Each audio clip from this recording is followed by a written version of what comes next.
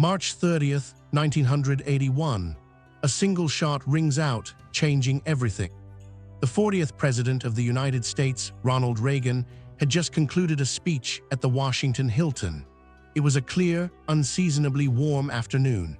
As he exited through a press corridor, the crowd was a familiar mix of journalists, supporters, and the ever-present security detail. No one anticipated the sudden, violent rupture of that routine. Amidst the jostling bodies, a lone figure, John Hinckley Jr., emerged. He was armed with a .22 caliber Reagan RG-14 revolver. In a chilling 6-second burst, Hinckley fired 6 shots, each one a desperate attempt to gain the attention of an actress he was obsessed with, Jodie Foster. The immediate chaos was absolute. One bullet struck press secretary James Brady in the head, another hit police officer Thomas Delahanty, and a third wounded Secret Service agent Timothy McCarthy. A fourth round ricocheted off the presidential limousine, striking Reagan himself in the chest. It was a moment of profound national vulnerability. Reagan was quickly pushed into the limousine, believing he'd merely been cut by broken glass. It wasn't until he began coughing up blood en route to George Washington University Hospital that the true gravity of his injury became horrifyingly clear. The bullet had lodged dangerously close to his heart. The nation held its breath. News anchors reported with somber tones, speculating on the president's chances, the stability of the government, and the motives behind such a brazen attack.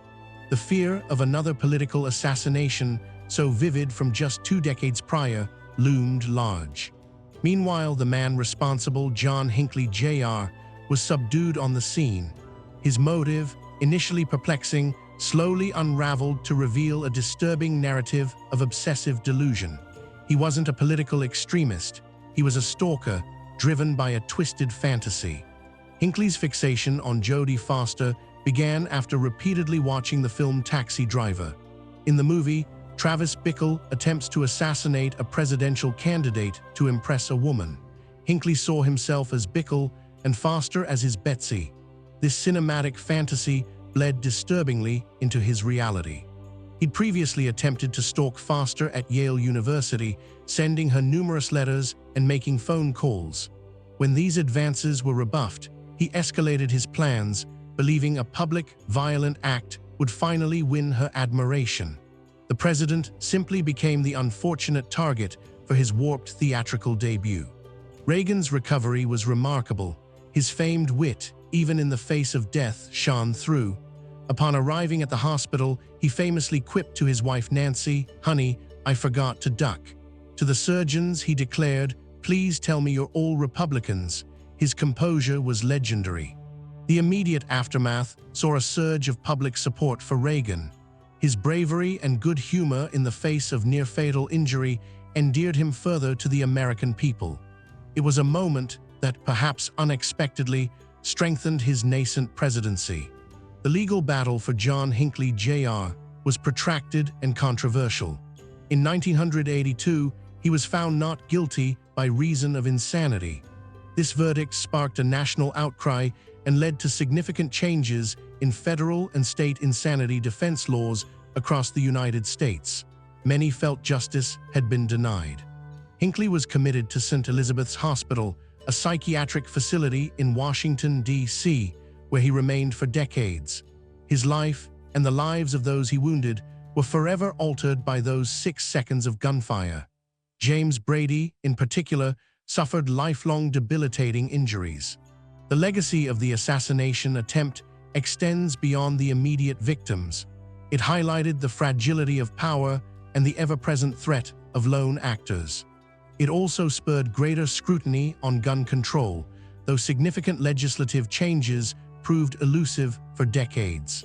For John Hinckley Jr., his release from institutional psychiatric care began a gradual process in the 2000s, culminating in his full release in 2016 under strict conditions. He now lives a quiet life, pursuing art and music, a far cry from the violent delusions that once consumed him. The question of whether he truly reformed or merely suppressed his demons remains a point of contention for many. The families of his victims, particularly the Brady family, have voiced strong opposition to his freedom, carrying the painful scars of that day. The assassination attempt on Ronald Reagan stands as a stark reminder of the unpredictable nature of violence. It wasn't a politically motivated coup, nor a grand conspiracy, but the tragic manifestation of one man's profound mental illness and a desperate yearning for recognition.